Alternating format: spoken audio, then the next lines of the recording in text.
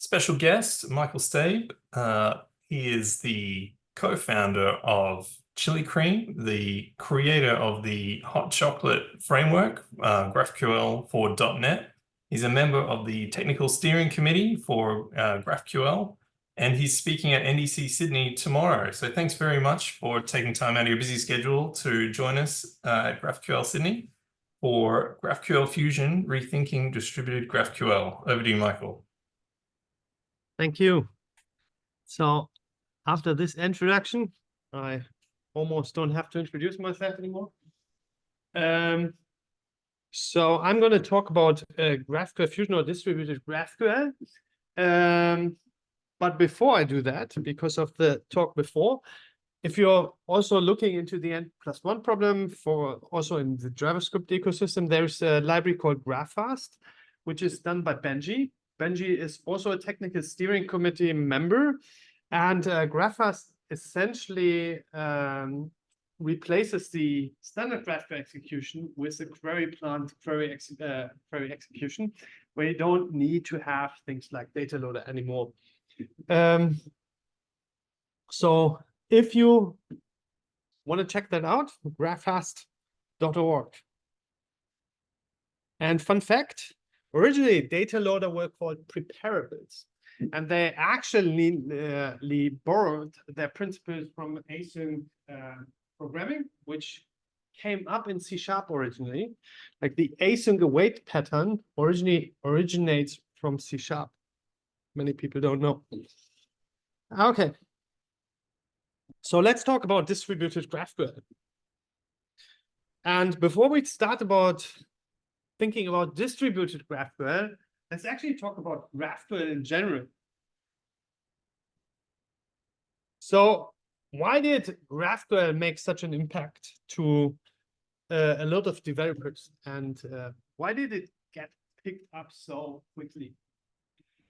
It's actually not so quickly if you think about it. 2016, many people think in 2016 is when GraphQL was born. It actually was born in 2012. And there were 3 people at GraphQL, at Facebook, that started thinking about problems that Facebook had with their application development process. So they rethought how you would interact between front end and back end. And why GraphQL is so fundamentally successful is because it removes the thinking about the transport. We're not thinking about requests anymore, and more about data, right? So when we look at how our applications work, for instance, here I have a small application that deals with cryptocurrencies, then we think not about how we get certain requests or how do we have to create certain REST endpoints in our backends. We are more thinking about what data structures we need in our components. And Facebook built that into GraphQL. There's a thing called a fragment. And the fragment is basically our primitive for composition. And that is built for front-end engineers, for front-end applications. So the fragment essentially is our data contract for our client or front-end component. And this allows us to co-locate the data contract that we have here with the data usage of the data visualization. And that completely changes how the dynamic between front end and back end really works. Because like as a front end engineer, we're no longer thinking about, or we don't have to go to our back end engineer anymore and say, we need for this piece of front end, this data, please give me a request for that. We rather say, my component needs a certain piece of information, and we write in the fragment that is fully typed, and we get the data resolved. How the transport is happening is irrelevant for us. And that is why conceptually the GraphQL specification. Nice, just asking. saying from the laptop because that's the mic. Okay, sorry. Yeah, that is why conceptually we don't talk about the GraphQL transport in the GraphQL specification, right? So when you look at the application here, for instance, we are not thinking about how we get certain data from our backend. We are rather thinking about our fragments, our components, and what data each component needs. And as we compose our components, we are actually by accident creating a GraphQL request. Let me give you a quick example. So this is actually the application I'm talking about. This is a cryptocurrency application. If I refresh that, you can see there's a single GraphQL request that we have here for all the data we have here, because I'm composing my components. And by accident, we have this GraphQL request here, which gets our data to our client. And no matter what I'm doing in a GraphQL-driven application, I always just have another request. So each interaction in my application is just one more request. No matter what I'm doing, it's always one request. And that is driven by GraphQL's unified API. So with GraphQL, we are no longer thinking about requests and responses, right? We're thinking about data models. Because GraphQL allows us to model a core domain, to model an interface to our core business domain. And GraphQL is a monolith, right? And that's exactly why GraphQL is so successful, because we have a single type system on which we can build our application. And we are picking and choosing from this type system the data we need. As I said, we're no longer thinking about transport. We're thinking about the type system and the types and the data we need. And originally, Facebook started building GraphQL as a thin layer over the existing business layer. So Facebook, for a long time, had a monolith. They only recently started to going into a distributed or more distributed architecture. This has many advantages. Where's my cursor? Here. This has many advantages because if you have a monolith, you can drive very fast, you can refactor and all these things. But if you're working with a lot of team members on this single graph, it can also become a problem, right? It's more difficult to adapt new technologies in each of your teams because maybe one team drives a bit faster and wants to use always the most modern stack in your company, and then other teams might be a bit slower and want to update at a slower pace. But if you have a monolith, you're basically bound to whatever speed the slowest of the teams do basically. So it's more difficult to scale.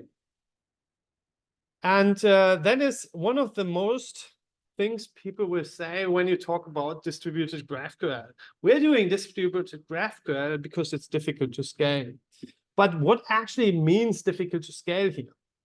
It's not about throughput or data scaling, because Facebook proven that you can pretty much scale well with a monolith.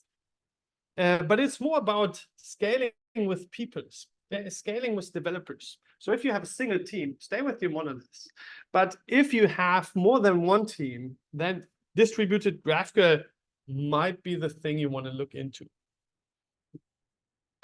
So when GraphQL originally came out, then people started to put GraphQL as a thin layer over the existing infrastructure. Think about 2016. Front-end developers were discovering GraphQL and were seeing the benefits of modeling their client components in a different way and thinking about just data. So what these first front-end engineers were doing is putting GraphQL over the existing REST APIs, putting GraphQL over the existing infrastructure. And if you think about that, that's already kind of a distributed GraphQL architecture, because you have this GraphQL gateway that you wrap around your REST endpoints and you kind of distribute the development of your overall layer to several people or services or whatever boundaries you have defined. But there is this problem that you have a single GraphQL schema, right? So these people have to coordinate and maybe are blocked by each other as they move forward. But very early on in the GraphQL ecosystem, we started thinking about distributed GraphQL, where we could break off the schema into more smaller parts, into downstream GraphQL services from which we could compose a distributed GraphQL gateway. So the initial approaches here were called schema stitching, and we're talking about 2016, 2017. So very early on, we were already thinking about how could we enable large teams or companies with a lot of teams to work on a single graph, but in isolation. Over the time, there were more standards introduced to the GraphQL ecosystem, or not standards, more solutions introduced to the GraphQL ecosystem, but there's no standard for it, and there is no open solution for it. And worst of all, there's no operability. Like there's Apollo Federation, there is from Atlassian a solution for it. There's various schema stitching solutions out there, but not interoperable with each other. So back 1.5 years ago, actually, Chili Cream and the Guild started working on this problem and started thinking about how we could create an open solution to get everybody on board. So very early on, companies like Hasura and AWS jumped in onto that and started helping to create a new standard. So now in January, we started to move this effort to the GraphQL Foundation under the GraphQL Composite Schema Working Group. So you can already look into it. It's a very early for this standard, so don't try to implement it. It's stage 0, preliminary. So everything can change here, but you can see already that we are working now in the open on this standard.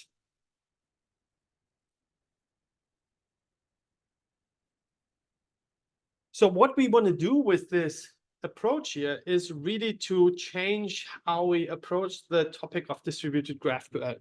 First, we want to embrace GraphQL. And that means we want to allow any schema to be a source schema, a downstream service to your overall gateways. We want to support and use all the enterprise patterns that are out there in GraphQL. Enterprise patterns are things like the relay patterns that Facebook actually established. There's some, for instance, the global object identification pattern, the cursor pagination pattern, and so forth. We also want to support all the GraphQL features that are out there, like the first stream, subscriptions, and so on. So the first thing was to find really terminology that we want to use here within a specification. So what we call the gateway is basically a composite schema, a schema that is made up of other schemas. And these other schemas are called source schemas. Behind these source schemas could be other things like microservices or whatnot. Actually, let me minimize this one. So the idea behind that is that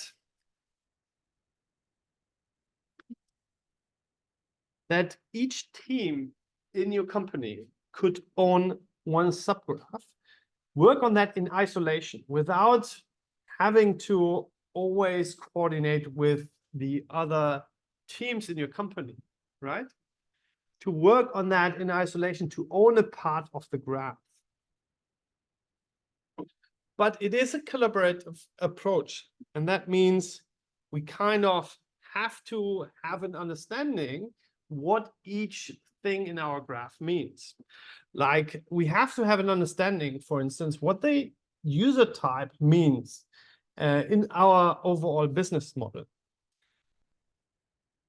It is composable, and that means that across multiple services, we can distribute types. For instance, we can have a type user on the accounts source schema and on the revenue source schema. These user types could have overlapping fields, but also can have completely unique fields. And that depends on how you cut the graph. An ideal solution to cut your graph is actually on organizational units, so basically by teams. So when we look at such a composable type or a composed type here, then we see we have kind of some overlaps here, like ID, name are overlapping types. They exist in both subgraphs in this case. And we also have unique types like birth date or username that is only existing on the accounts service. And we have things like reviews, which is only existing on the reviews service. The approach is evolvable. Evolvable means that each team can, as I said, work in isolation on these types and evolve these types in isolation. So if the accounts team decides to introduce a new field, like the field nodes, for instance, to track nodes about the user, then they can do that and it will just merge. So they can deploy that in isolation because there's no central configuration around. They just deploy the service, it's composed safe, and then we have a merged type with a new field. What safe means is, by the way, that if the other team already introduced a field node, and this field node maybe has a different type, then we cannot compose, and that would be verified at build time. The approach is explicit. That means we are specifying that with strong types and strong annotations. So let me show you actually how that works and how you would work with such an approach. So we have an early implementation that is an early prototype called Fusion. And that is our .NET implementation for that. But we're talking about distributed GraphQL, and that means you can take any downstream service that you want to have. In this case, I have here a gateway. That is the GraphQL Fusion gateway. I can just start that. The gateway here is done, so we don't have any configuration work to do. So I can just start that, right? And that is basically my GraphQL server that is now running. And then we have subgraphs. So at the moment, the gateway is empty because we didn't do anything. So I have here a couple of subgraphs, for instance, the account subgraph with all the user data that we already saw in my presentation, right? And that is actually a node service. So if I go into this service here, you can see it's written with Node. We have here a schema file, and this schema file actually has a user, has a couple of other types for pagination. But apart from that, it's just a very small graph. So I can compose this type into my gateway. To compose it, I can use a build tool, the Fusion CLI here, to compose that into my gateway. So I can target here my gateway. Then I can say basically compose my account subgraph into that gateway. And then my service is not yet running my account service, but I already can go to my gateway, and my gateway will actually expose here my schema.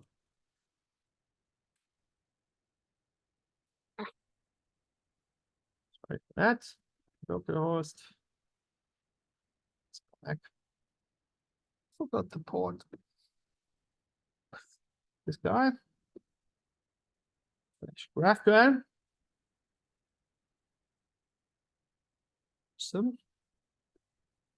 Okay, so this is our GraphQL IDE, which our open source project basically builds. And with this, I can inspect already here my schema. And you can see that I have basically the types that I have in my downstream account services now replicated here. So that is not very exciting yet, but I have basically here the user type. I can fetch the user and whatnot. So I could already run that.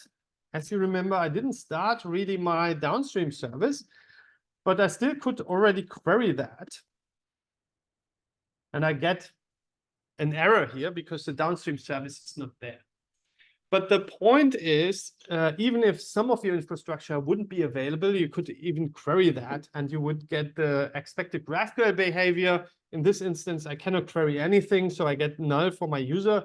If just parts of your data is missing, then you get partial results as specified in the GraphQL specification. Okay, let's do some more exciting stuff. So for instance, we can go here to the review service. That is a .NET server. Actually, before I go there, just to prove that it works. So I'm starting here my node service. And let's just quickly go back here. We run that and you can see it's basically a reverse proxy in that instance. So nothing exciting. So next, let's take, for instance, the review service that we have and compose that into that. And you saw in my presentation already that types are folded into each other. So the review service is, in this instance, a .NET service. And let's have a look at the schema file here, because this service provides also a user. And in this part of the graph, the user has an ID, a name, the author's name of a review, and it also has the reviews that an author wrote. So this part, when I compose that, will be folded into the user type of the other graph, and then I can query across these graphs. So I go back here to my tooling and say, Fusion CLI, we want to compose the reviews graph into our overall graph. And let me actually just start that as well. Quick question. Sure. If you folding two user types together and you've got the same field name on two different. Yeah, I come to that. So I started that. And this still works, right? But we can go now to our schema here. And you can see that we have now here reviews, things like that. And if I go in the user type here, you can see that the user type now has reviews and still has the other things. Okay, so now let's write a simple query. That's this guy here. We already wrote it. But how can we see what's actually happening underneath?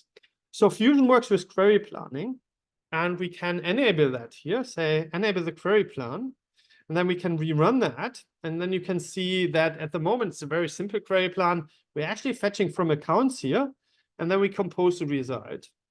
I can also have the textual information here as a JSON graph. So what's happening in the query plan? We have this incoming query here that is translated to this downstream query here. So basically, it's a one-to-one. So, but we have this data from the other graph now, and we can now query into that. For instance, I could go here to the reviews and get from the reviews the body, the text of the review. And if I query that now, and I look at our query plan here, then you can see we are getting everything from reviews now. But this is strange because this was data from the initial graph, right? And that's where overlaps play. Fusion knows about overlaps. And that means we have these fields on both graphs. And what the query planner will do is figure out what's the cheapest request to your downstream service. So because we have name also on the reviews graph, we will reuse that and say, okay, we're not going to the users graph in this instance because we have that already on the reviews graph. The moment I pick here data like the birth date that is only living on accounts and the reviews only living on the reviews graph, I get like multiple downstream requests. In this case, we are still fetching the initial data from reviews because that's where we get the biggest chunk. And then we are batching, doing a batch request basically data loaders, but we're doing a batch request to our downstream service accounts here and get the rest of it. We can also use a look at the textual information here. You can see we are doing here, and I can also make that bigger.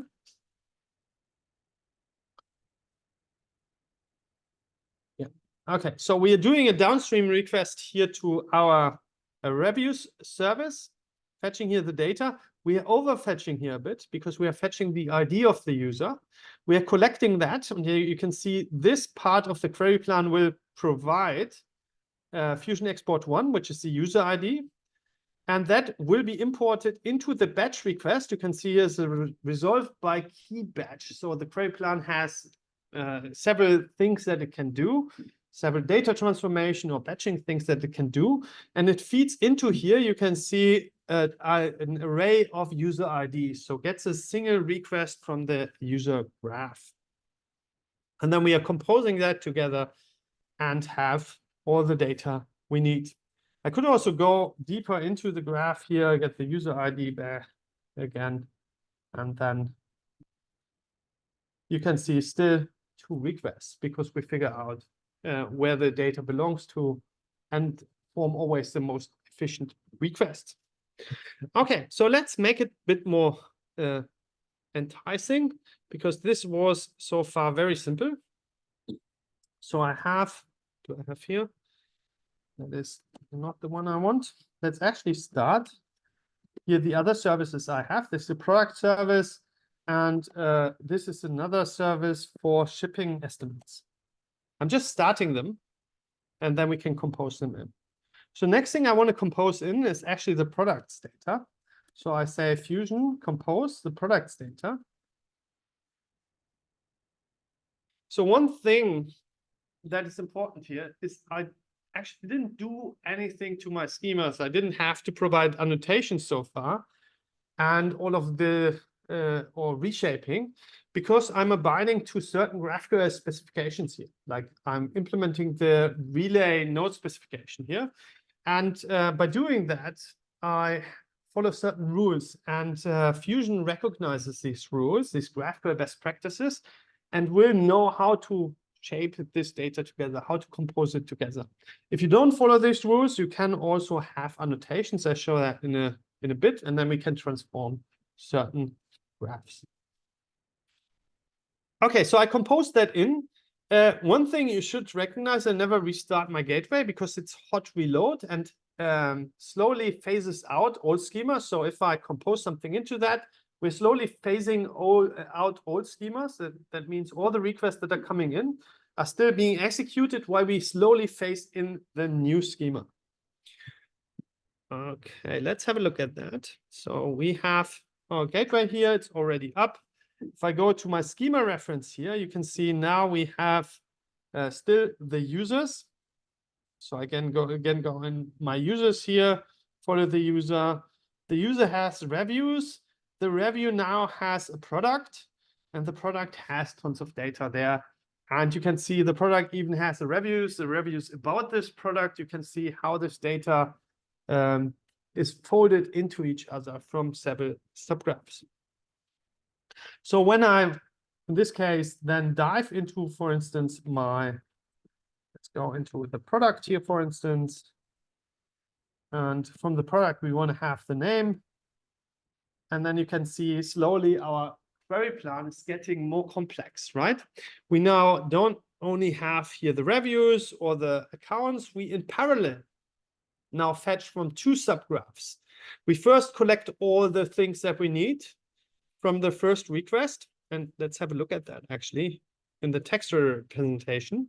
We first go to reviews. We get the user here with the name. We overfetch the product ID. And we also overfetch here the user ID. Then in parallel, we go to the products graph and we batch fetch all the products with the product IDs, and in parallel batch fetch the accounts, the user data with the user ID. Then we compose these things together. So we're composing here the data from several subgraphs together, and then write that to the output stream. Okay, So this data is now coming from several things. You can see here's integrated here where we have the review, the author, and then the product. We could also dive again into the reviews from the product and so on. Okay, so let's make it a bit more complex. So let's say we have this shipping thing here, and the shipping graph has an algorithm to calculate the shipping estimate for delivering a certain product. So I'm doing that here. And let's go back here. We refresh that. And we can dive into our schema here. Into our users, through our users, we go to our reviews. Into the reviews, then we can see the products here. And in the products, we now have the shipping estimate, or we should have the shipping estimate. Yeah, delivery estimate, sorry. So delivery estimate, look, has here a weight, a size, and a zip code. That is what the algorithm needs to calculate the estimate. But we actually, on our product, have the dimension, size, and weight. So what I don't want to do is do two requests, essentially, in order to be able to fill in these arguments here into the subgraph. Right? I don't want to fill in the size here and be forced to first collect from the product these dimensions and feed it in. So in this instance, we can annotate our subgraph schemas. So we can go here into our solution and actually give some metadata to our composition. So I can provide here a file called schema.extensions.graphql. You can actually call it however you want. And then I can extend my product. So this is my product. This is the standard GraphQL extend syntax. So I'm extending here the product. And then I can provide metadata. And for instance, say, require the size. Require the size from somewhere in the graph. I know it's relatively to the product on dimension, and then you get it from size. And I can also say require the weight, right? Relatively to the product, you can get the weight by going to the dimension and get this thing. And then I can compose again. I don't have to restart here anything. I'm just providing some metadata, compose this thing again, go back to my IDE. And you can see that actually now we don't have anymore the, quickly go in. We only have one argument here anymore because it's now resolved within the query plan. So I can now query into that, say, okay, I want to have a delivery estimate for whatever. Zip code, tell me the maximum time it will take to deliver this product. Then I can require that. And you can see I have now here the estimated delivery. And if I look in my query plan, you can see that this is being resolved. So we first do our initial reviews request. We then batch fetch in parallel products and accounts. And then from products, we are exporting here 1 and 2, that's the size. Yeah, and this last request depends on, you can see here it's highlighted, depends on the product exporting this additional data, and then we can get the shipping data. So the idea behind that is that we create complex execution plans for you, figure out the most optimized way to fetch data from all your source schemas, from your downstream services, compose that, and you will always have peak performance to get your data. It also allows you now to really work in isolation. Your teams can work in isolation on their parts of the graph and are not hindered by doing something with the gateway. Like I never had to configure the gateway, right? I just said compose this subgraph and everything was fine, right? And that makes this inner loop, this inner development loop so much faster. So the composite schema spec has the idea of a decentralized configuration. Each of your subgraphs, each of your source schemas is its own configuration. The GraphQL schema of each of your source schemas is the configuration. It's declarative. Declarative means that we have strong types and we declare metadata, like with the requires directive I did then. So I don't have to write code. I just annotate the schema where needed. Composition is done on build time. That means if there's anything wrong, I do maybe introduce fields that don't match. I get composition errors or build errors. You could do it on runtime, but I would not suggest it. The approach is open because it's owned by the GraphQL Foundation. You saw the specification already. So no single company owns this. Everybody can implement it. And this allows for interoperability between companies. It's under a permissible license. We are using the MIT and the GraphQL Foundation, and it's really owned by the GraphQL Foundation, which is part of the Linux Foundation. So there's a big body behind that. Source schemas in this approach can be valid on their own. So I didn't have to introduce certain special fields to it. I could just use any GraphQL schema. There's a collaborative approach behind that. So we have to have an understanding between our teams, between our subgraphs, what a type means, is the semantics of your type system. It embraces, as I said, all GraphQL features, all GraphQL best practices, and utilizes overlapping data. So if you have data on that is duplicate, essentially on certain subgraphs, we are using that to have a better performance. So let's talk about query planning. And this is like very thin in the specification, but what we do in the .NET ecosystem is using something that we call PGO, profile guided optimization. And we are using basically open telemetry to measure how the impact is of a query plan to your downstream services. And then if we find out that there is maybe a better plan that maybe uses more hops but has less impact to your downstream services, we will issue a new plan to your gateway.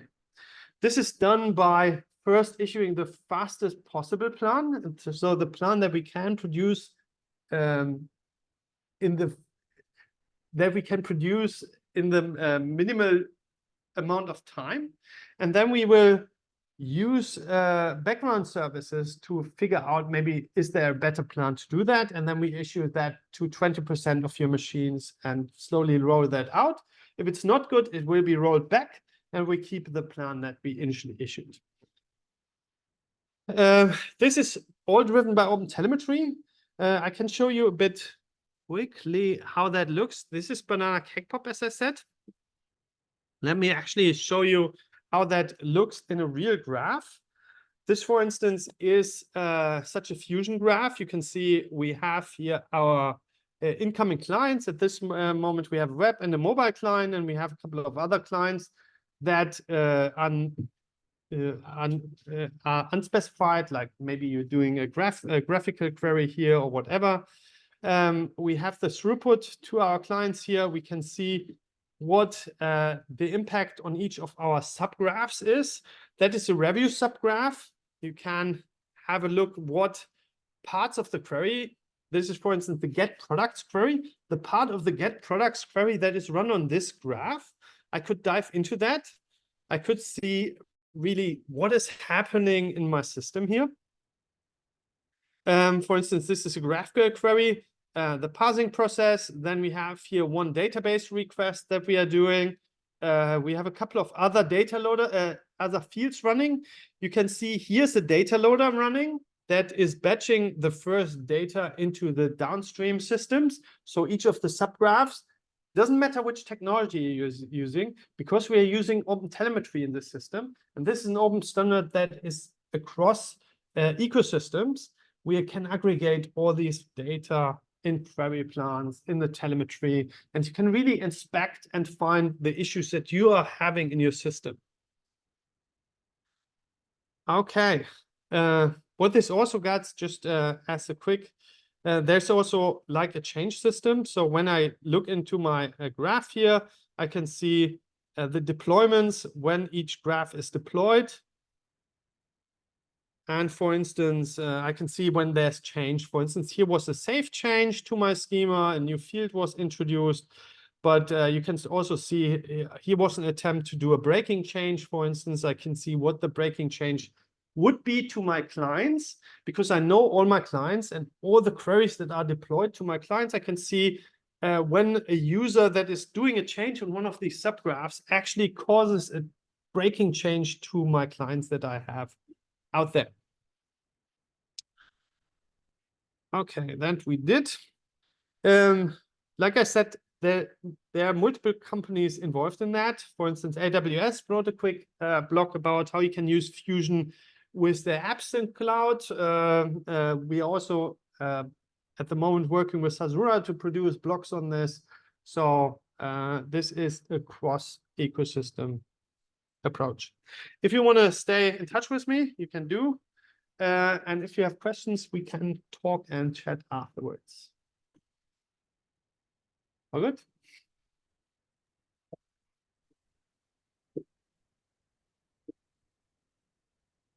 It needs to be out of here by 8, so we've got about 3 minutes of questions. If they have more questions on that, we can go.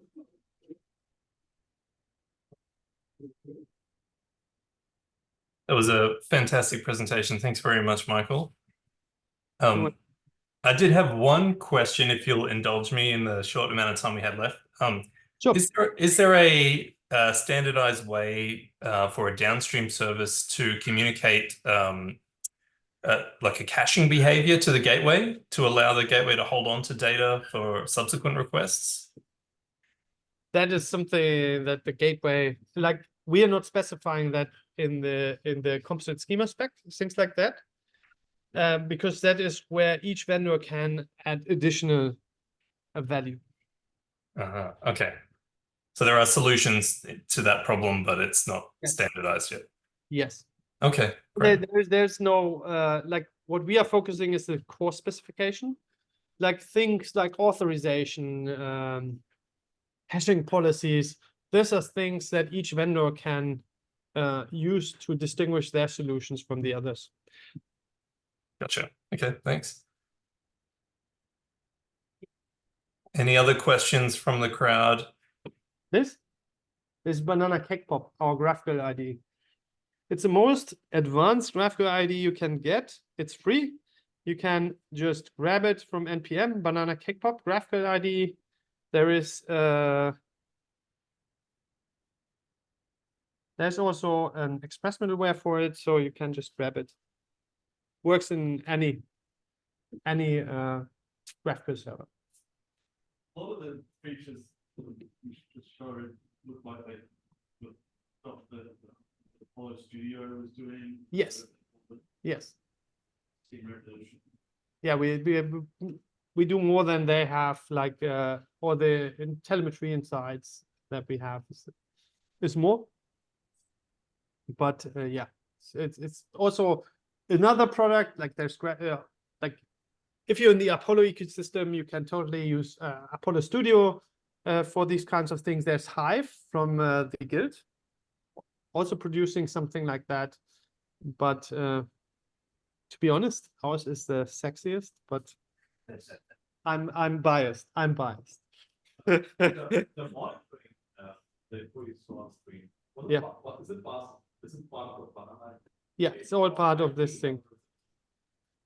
No, you cannot even host it on your own system. Like you basically what you need is our backend and a ClickHouse and the Postgres. So all open source.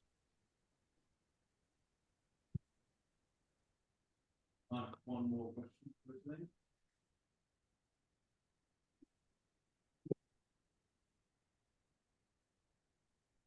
Can I ask a question about the overlapping fields on the type? Yes. I showed it in the query plans what's happening with the overlaps. Which one does it take one or the other? It optimizes the request. So what we first do is we have several algorithms. The first algorithm is to estimate the biggest grab of data. And then we will prioritize to get the biggest blob of data and reduce basically the hops. So if reviews has the username and accounts has the username, but I get the biggest chunk from reviews, I basically will always prefer reviews. I think you can see that also here. They're actually representing the same type and the same field, the same data. Pardon? Yeah, that's the collaborative approach. You have to have an understanding of what the user type means semantically. And that means if you have the same fields, they must be the same semantically. Yeah. Yeah, they have to agree. That's why we say this approach is collaborative, right? So you have to. Is there a way to say, hey, actually, yeah, then we will fail the composition. Like if the types are not the same or so, we will fail the composition and then tell you, guys, you have to talk. And that's actually what the whole schema the changelog thing here does. It basically tells you you're breaking something, or you have a composition error. Like there's these deployments. You can also see like one team tries to deploy here, deployment has failed because your composition is wrong. We tell you why the composition is wrong, which type is wrong. Like you have full insights into that. But yeah, I think the worst case would be type's the same, the name's the same, but it returns different data. Yeah, but you can also say like there is a directive which is called shareable. And you have to have shareable on the field if you want to control overlapping.